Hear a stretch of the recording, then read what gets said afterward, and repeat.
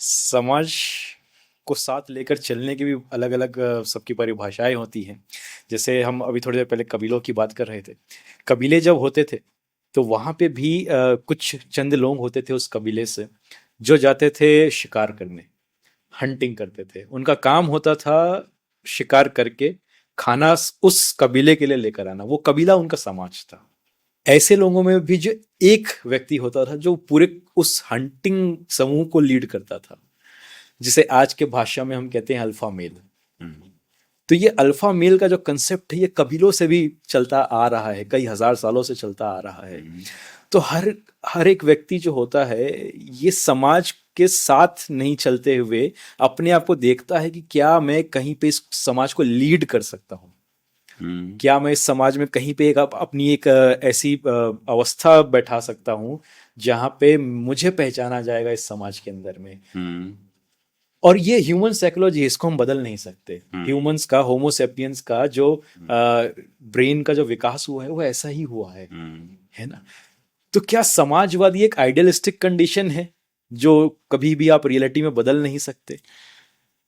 इस पूरे हिंदुस्तान ही नहीं, पूरे विश्व के अंदर समाजवादी बहुत लोग रहे, पर समाजवाद आज तक के उस रूप में नहीं आ पाया जो सैद्धांतिक रूप से हम पढ़ते हैं समाजवाद को। यदि हम इसको प्रगतिवादी दृष्टिकोण से देखते हैं, विकासवादी दृष्टिकोण से देखते हैं, तो समाज एक बड़ी चीज है जो दिखाई देती है। एक एग्जाम्पल आपके सामने रखता हूं, अभी का एग्जाम लेटेस्ट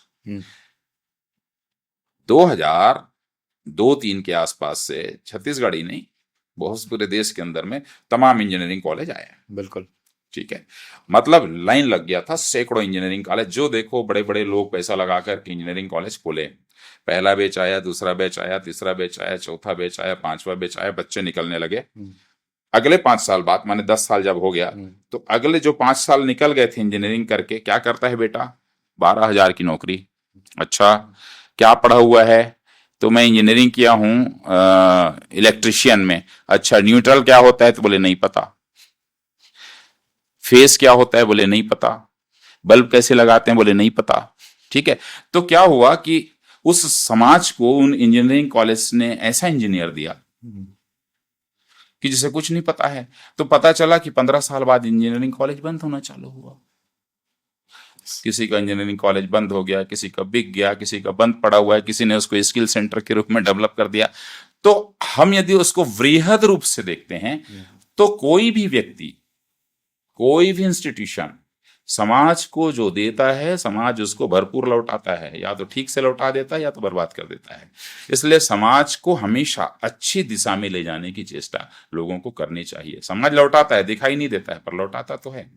इसीलिए तो एक अच्छे इंस्टीट्यूशन से आदमी जब पढ़ा रहता है, पता चलो उसको 5 लाख रुपए देते हैं वेतन, और कहीं ऐसे गधे टाइप के इंस्टीट्यूशन से पढ़ के ऐसी या बिना पढ़ा हुआ आदमी है, पता चला 50,000 पा रहे हैं, वही वाला डिग्री रखा हुआ है ना। ठीक है, एक अच्छा लड़का पढ़ रहा है उस समाज के अंदर में, बहुत इंटेलिजेंट है, वो 10 लाख रुपए पैकेज पे है, और एक वही पढ़ा है, वही डिग्री है, 1 लाख का पैकेज नहीं मिल रहा है।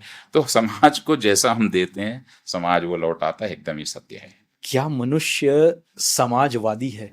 मनुष्य सामाजिक तो है, परंतु क्या मनुष्य समाजवादी है? इसका पहला जो एग्जाम्पल है श्री रामचरितमानस में आता है। जब भगवान राम को वनवास होता है और सबसे पहले वो केवट के पास पहुंचते हैं। केवट कहता है कि आपके चरण रज में एक पत्थर जो है नारी बन गई, पर मानुष करनी मूरी कछुआ है कि आपके जो पैर में जो चरण रज है उसमें मनुष्यत्व का निर्माण करने का रज है। मुझे इस बात की चिंता नहीं है कि वह नारी बन गई, मुझे इस बात की चिंता है कि आपके उस चरण रज को यदि मैं पा जाता हूं तो मैं मनुष्यत्व मेरे अंदर ना आ जाए। क्योंकि सुबह जब मैं 10 बजे जाता हूं नाव को लेकर के तो 200 रुपए लेता हूं पार कराने का।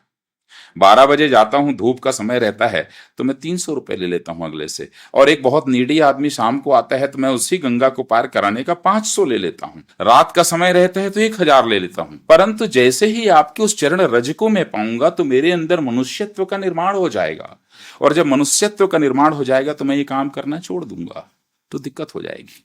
यही तो चुनौती है, और यही पहली पंक्ति है मानस जी में जब केवट से मिलते हैं कि ना ना ना ना, मुझे मनुष्यत्व नहीं चाहिए।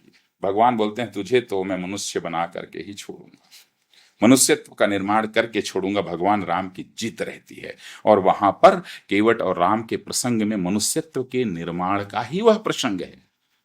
यदि उसको अंतर्दृष्टि से देखेंगे, बंद आंखों से देखेंगे, तो मनुष्यत्व निर्माण का है। इसीलिए भगवान राम जब आए तो केवट प्रणाम नहीं किया था, उसका राजा प्रणाम किया था, निषाद राज, वो प्रणाम नहीं किया, परंतु जब ये पार किए तो चरण में लौट गया और कह दिया कि दारिद दावा दोष मिटायो, दरिद्रता मिटा दी, दोष मिटा दिया, मेरे अंदर की सारी ग्लानि मिटा दी, अग्नि मिटा दी, जलन मिटा दी, सारी जो मेरी डिमांड थी इस भौतिकवाद को लेकर के वो सब मिटा दिया, अब मैं समाजवादी हो गया हूँ। ठीक है, तो यही है, यहाँ पर ये फिट बैठता है आपका प्रश्न कि व्यक्ति के अंदर में समाजवाद आना चाहिए।